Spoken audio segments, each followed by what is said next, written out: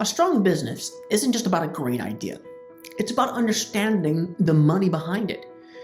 In this section, we're going to feed off the concept we introduced in the last video, taking a look at the actual cost to launch and how much it takes to keep things going, and well, how do I prepare for both the expected and unexpected financial needs? So whether you're bootstrapping or looking for funding, these numbers give you clarity, control, and confidence. Let's imagine that your business idea is to be a professional dog groomer. As a matter of fact, you want to go beyond just the normal dog grooming. You want to have a mobile dog grooming setup. It sounds exciting. You get to work with pets. You get to make people happy by taking care of their pets. Before you can even get started with business, you gotta have the equipment. You gotta have the truck and all the tools that are required to make it happen. These are part of your startup cost. And the estimates that go into making these are extremely important. It requires making a long list of each part of your startup cost, including getting the licensing, producing the logos, producing the websites. You want to think through everything you'll need before your first sale, from equipment to software to inventory to even legal filings. And like we mentioned, the website, the logo, the marketing materials, and even professional help like an accountant or business attorney. If you're going to go lean, you want to make sure you have a complete picture of what it costs to launch properly.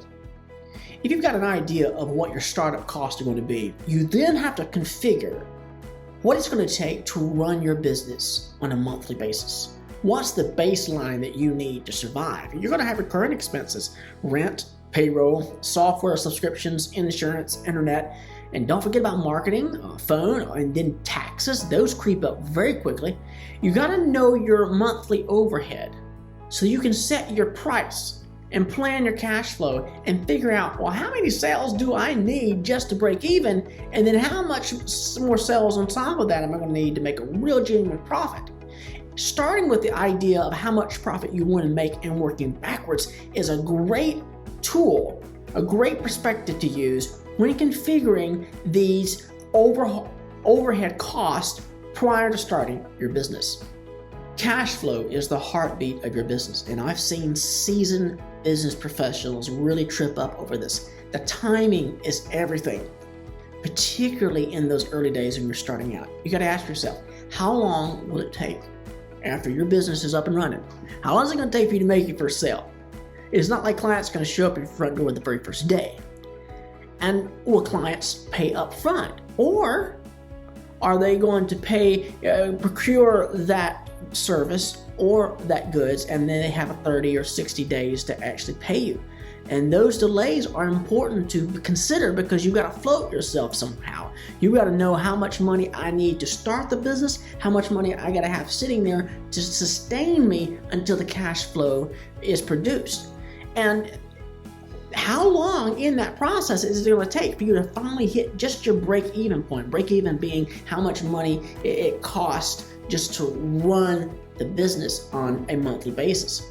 This is the point where your revenue is consistently covering those costs, and then you have the margin on top of that, which will be your profit. If you understand those timelines, and when you think that's going to happen, it can help you avoid running out of money too soon. So let's say you know the startup cost, you know the operational cost, you got an idea of how much money you need to float yourself until those sales start coming in. Granted, it's a little bit of estimation, right? None of this is perfect in our predictions. But you got to have the cash to start the business. So where do you get this from? A lot of people turn to the personal savings or investments. Some people turn to home equity loans, others to friends and family. And you have to estimate also the interest cost if you're taking out loans. There are some business models that allow for grants from the government. If you're in one of those categories, I encourage you to check out with the Small Business Association or administration in your local area that can point you to resources to help you obtain those grants or low-cost loans, especially if you have a product or cause that has a wide appeal. But whatever the route, make sure you understand the risk and the repayment terms, and of course the impact on the ownership or control. And having a funding plan in place on top of knowing how much it's going to cost you overall, it keeps you from scrambling when an opportunity or a surprise cost shows up.